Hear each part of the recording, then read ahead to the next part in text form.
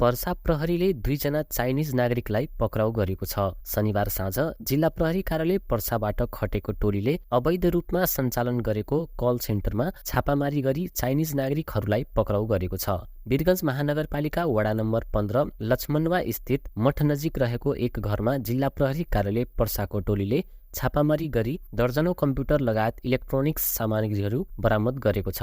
जिल्ला प्रहरी कार्यालय पर्साका प्रहरी उपरीक्षक एसपी कुमोद ढुङ्गेलको नेतृत्वमा गरिएको छापामारीमा चाइनिजहरूले चलाउँदै आएको अवैध कल सेन्टरबाट भारी मात्रामा कम्प्युटर लगायतका इलेक्ट्रोनिक्स सामग्री समेत बरामद गरिएको जिल्ला प्रहरी कार्यालय पर्साले जनाएको छ। गोप्य रूपमा चाइनिज नागरिकहरूले सञ्चालन गरेको अवैध कल सेन्टरमा छापामारी गरिएको पर्सा प्रहरी प्रवक्ता डीएसपी कुमार विक्रम थापाले पुष्टि गरेका छन्। अबेर रातिसम्म छापामारी चलेको बताउँदै डीएसपी थापाले भने चाइनिज नागरिकहरू अवैध रूपमा सञ्चालन गरेको कल सेन्टरमा छापामारी गरिएको छ। उनीहरूले सञ्चालन गरेको कल सेन्टरबाट मोबाइलको व्हाट्सएप तथा सामाजिक सञ्जालको मेसेन्जरबाट ठगी लगायत विभिन्न आपराधिक धन्दाहरू भइरहेको सूचना प्राप्त भएपछि छापा मारिएको थापाले बताए। प्रहरीले छापामारी गरी 2 जना चाइनिज नागरिक र 2 जना नेपाली नागरिक सहित विभिन्न इलेक्ट्रोनिक्स उपकरणहरू समेत बरामद गरेको डीएसपी थापाले बताए। प्रहरीका अनुसार 60 थान कम्प्युटर र ल्यापटप समेत बरामद गरिएको छ।